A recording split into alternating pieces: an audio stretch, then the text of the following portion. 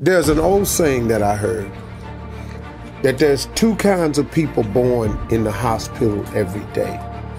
There's a person born in the hospital that's going to get a job, and there's a person born in the hospital that's going to give that person the job. You have to decide along the way which one you're going to be. You can be a leader, but a leader is a developed set of skills. It's a developed set. And the more, but see, here's what stops the average person from being a leader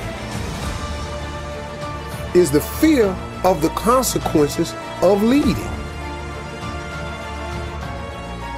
Most people don't want the responsibility of being a leader. But let me tell you the trick though. The responsibility and ramifications and consequences of being a follower is more dire and more severe. Because now, as a follower, you just got to go along with whatever. You know how many adjustments you got to make when you're a follower?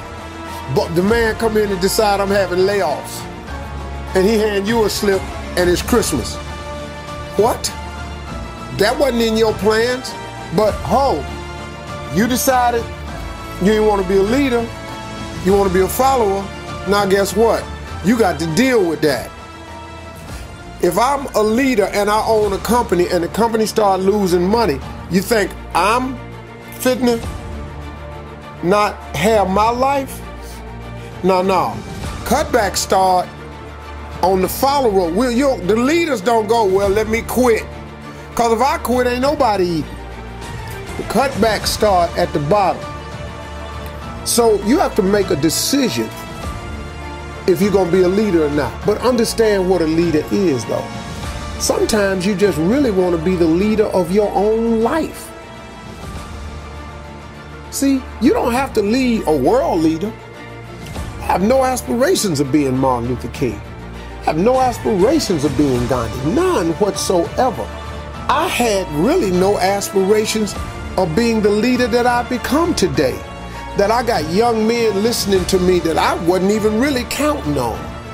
I got dudes emailing me, man, running up to me, man, in essence. This brother ran up to me and Terrence was stopping him from talking to me. And the big brother, about 300-some pounds, sweating, had a chef coat on, had a thermometer pen, sweating all over the place. He had seen me come off stage, saw me go through the back. He ran all the way around to meet me.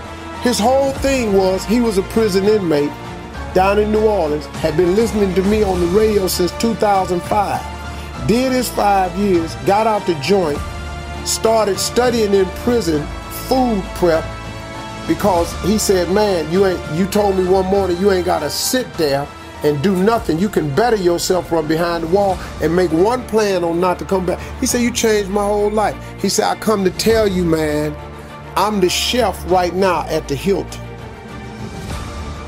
But the big dude was just crying. You know, we end up hugging. I cried with him because, you know, I be feeling people like that. I have no idea, nor did I have an aspiration to be an inspirational person to them. But I have always asked God in my own way to make me a relevant person. You know, I don't want to be a cat that when I die, ain't nobody tripping. Church empty, ain't nothing right here. Because, you know, there's two things, you know, when a person dies on their tombstone, there's a birth date, there's a dash, and then there's a date of your demise. And let me tell you something. When you die, they're not going to talk about your birthday. They're not going to talk about the day you died. The biggest conversation will be about that dash, that little dash. That's the life you live in the middle of that date of birth and the date of demise. That dash will determine who you are.